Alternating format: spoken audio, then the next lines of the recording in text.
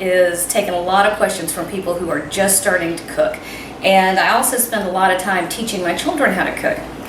This is one of the best ways to get started if you want to put together a real meal. This is also one of my favorites for a couple other reasons.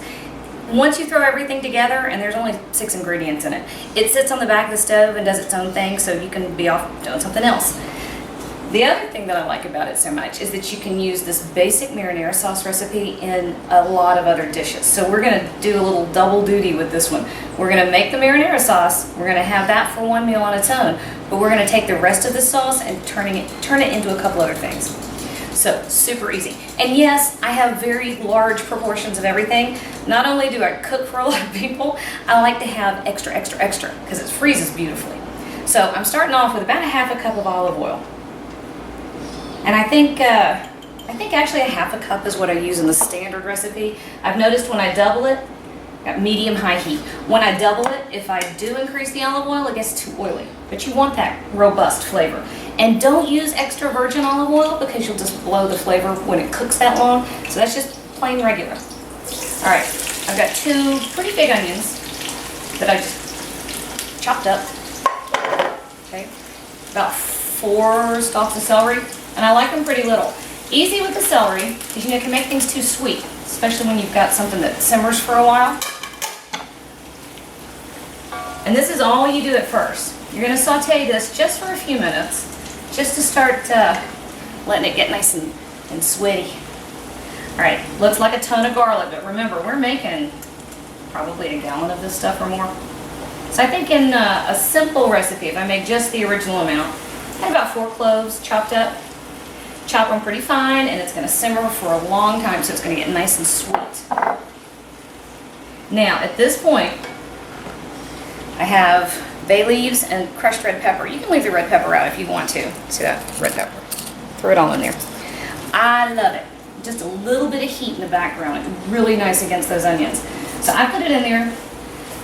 Now, let that red pepper kind of have a chance to bloom a little bit with the onions and the celery. Alright, so here's what we're going to do. We're going to give this a minute to let everything kind of start coming together. And then there's only one other step. I'll show you that in a minute. Actually, I had a really good question thrown at me a minute ago. I've got a borrowed member of the horde. I stole somebody else's kid. And she wanted to know, she kind of looked at me and she said, sweating. Okay, sweating vegetables. You're going to cook them on a medium-low heat until they begin to release their moisture. Okay, that's all there is to it. It's like an easy workout. Light and easy. All right, so this is what it looks like. Come in here and look at this. You see that? Some of it's the olive oil, but see how the veggies are starting to get a little bit soft, but you know, they're not freaking out and falling apart yet. All right, here we go. Crushed tomatoes. I'm not done this with diced tomatoes. Actually, if I'm just gonna make enough to do one meal, which is not very often.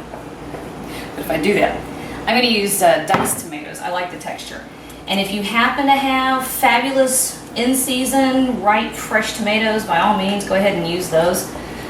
This is actually one of those recipes that I remember my mother making in the summer when we had bushels of tomatoes. And we would can it. You can freeze it too. So we're going to stir this all together, just like this. A little salt and a little pepper. Not too much. Because what we're going to do is let this go for an hour or 2. We're going to let it sit here on the back of the stove. We're going to turn it down until it's just barely simmering. And you notice how I've got this nice wide pot?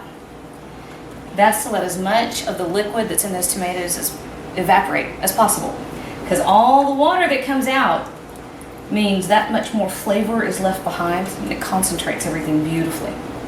Okay, so this is going to sit here and simmer. Darken in color, deepen in flavor, and we will come back to it.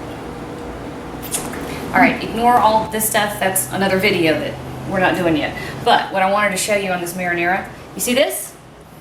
You don't have big tomato lava happening. It's not like popping up and splattering everywhere. This is like the perfect little simmer on this sauce. So we're just going to let this one do its thing. And every once in a while I might stir it if I remember. And if I don't, nobody cares. Our marinara is ready.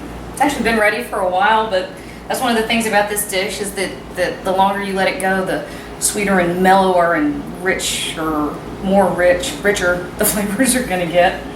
And I've had kids in here already getting into it, but this is the first thing you can do with a marinara. Actually, maybe the second, because I made some roasted garlic focaccia a minute ago, and I use it for the dipping sauce. You can turn that stuff into breadsticks. So this is the second thing you can do with it. All right, so I thought I had some fettuccine. I didn't, I was out, but I've got spaghetti.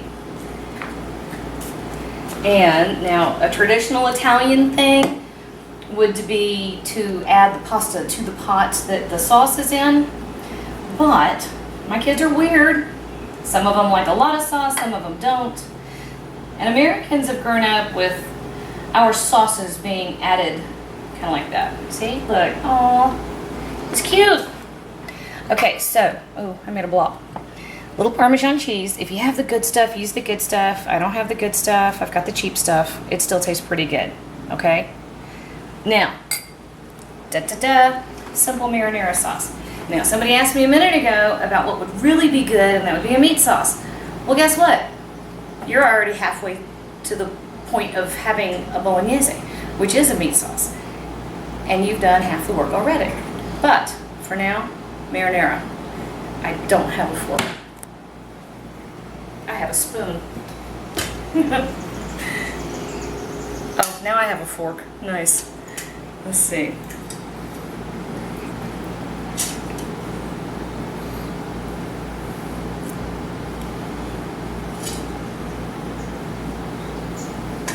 Yeah, I'm pretty good at this cooking thing.